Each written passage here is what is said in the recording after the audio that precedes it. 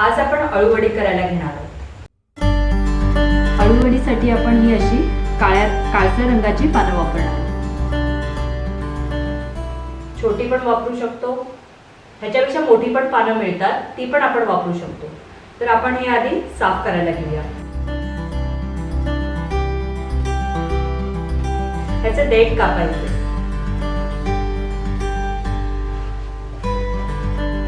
हे जर देठ जाड असतील ना तर थोडेसे वरून कट द्यायचे त्याला, आणि ते फोल्ड करताना अडकणार नाही। अशी आपण सगळीच पानं साफ करून घेऊया।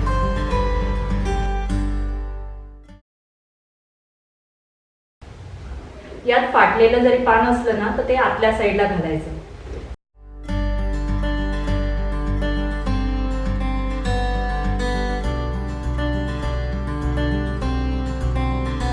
पानांची देठं काढून झाली आहे, आता आपण ती धुवायला घेऊया। अळूची पानं आपण त्याचे देठ काढून धुवून घेतलेली आहेत। 12 पानं आहेत। तर हे सगळं अळूच्या वडीसाठी लागणारं साहित्य आहे।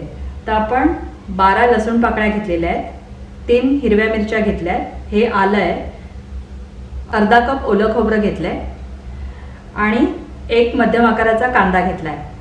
हे जिन्नस आपण वाटून घेणार आहोत। लसूण, आलं, मिरची, खोबरं आणि कांदा हे आपण मिक्सरला वाटून घेणार आहोत। हे आपण धणे जिरे पावडर घेतली आहे 1 टेबलस्पून। ओवा आणि बडीशेप पावडर आपण अशी जराशी क्रश करून घेतलेली आहे, ती अर्धा टेबलस्पून आहे। 1 टेबलस्पून लाल तिखट आहे। हळद जराशी चिमूटभर वगैरे लागणार आहे। गूळ लागणार आहे। चिंचेचा कोळ 2 टेबलस्पून घेतलेला आहे चिंचेचा कोळ। ह्याच्यात आपण पीठ, तांदळाचं पीठ 1 चमचा घेतलंय आणि ज्वारीचं पीठ 1 चमचा घेतलंय आणि 1.5 कप आपण बेसन घेतलेलं आहे।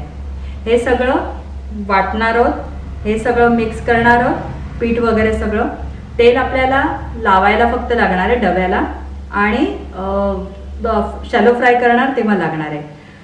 टूथपिक आपण जेव्हा वड्या गुंडाळणार ना तर त्या सुटू नये म्हणून आपण त्या अडकवण्यासाठी आपण टूथपिकचा वापर करणार आहोत। आता आपण वडीची तयारी करायला घेऊया। आधी हे वाटून घेऊया। कांदा, आलं, लसूण, खोबरं आणि मिरच्या आपण हे वाटून घेतलेलं आहे, आणि आता आपण ह्या गोष्टी सगळ्या मिक्स करणार आहोत त्याच्यामध्ये। एक एक करूया आपण।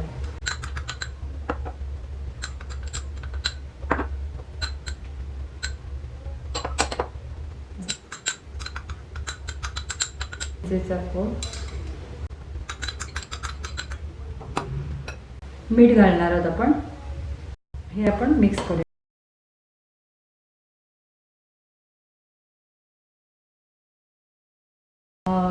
गूळ त्यात मिक्स होण्यासाठी आपण त्यात थोडं पाणी घालून तो विरघळून घेणार आहोत आणि मग त्याच्यात टाकणार आहोत।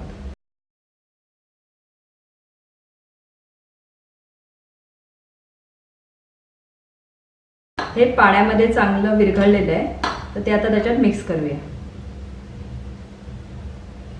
कारण ते विरघळलं नाही तर नुसते खडे खडे लागत राहणार ते वडी बनवताना। आता आपण त्याच्यात हे पीठ मिक्स करूया, ज्वारीचं आणि तांदळाचं 1 चमचा घेतलेलं।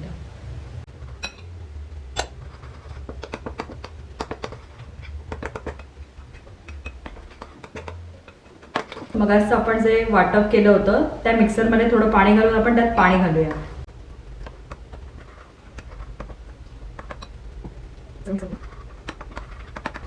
त्यात आपण बेसन घालणार आहोत।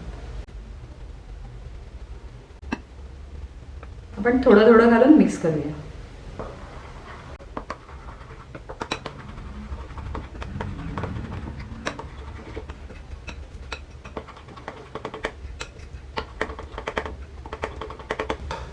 हे बेसन मी चाळून घेतलंय, त्याच्यामुळे त्याच्यात गुठळ्या नाही आहेत, नाहीतर त्या गुठळ्या होतात पिठामध्ये।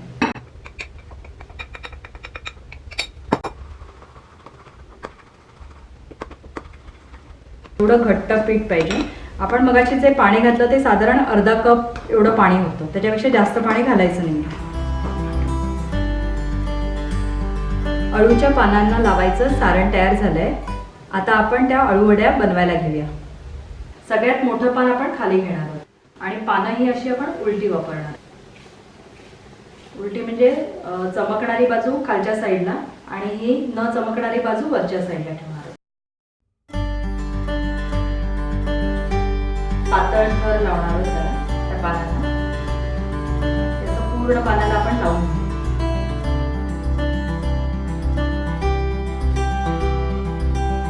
तर त्याच्यापेक्षा जरा छोटं पान आपण घेऊ. आता हे असं आहे तर आपण हे उलट्या साईडने असं लावणार आहे.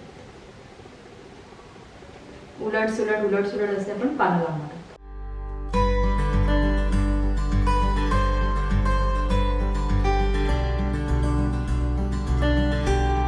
आता त्याच्यापेक्षा आणखीन छोटं पान आहे ते घेणार आहोत. ते आपण असं उलटवूया. बरोबर मधोमध हे शिरा आल्या पाहिजे. असं दाबून घेऊया.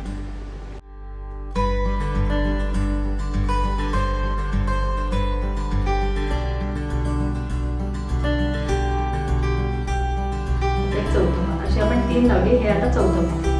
हे असं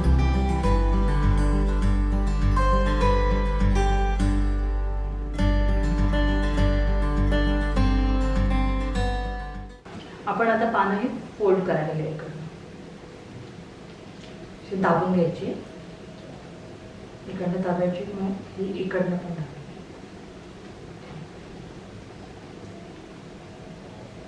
त्याला सारण लावूया.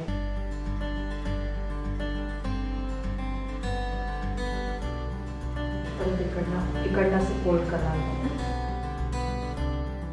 इकडनं फोल्ड करणार. थोडंसं मध्ये लावायचं सारण. आता आपण हे फोल्ड करू.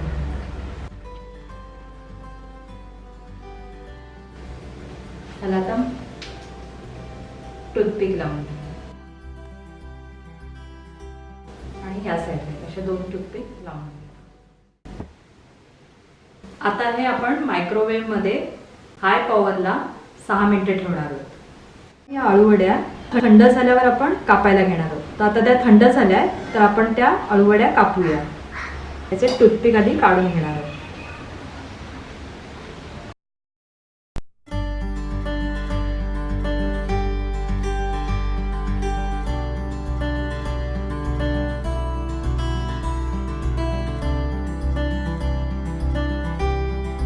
आता आपण या आळूवड्या शॅलो फ्राय करून घेऊया. थोडंसं आधी तेल टाकूया.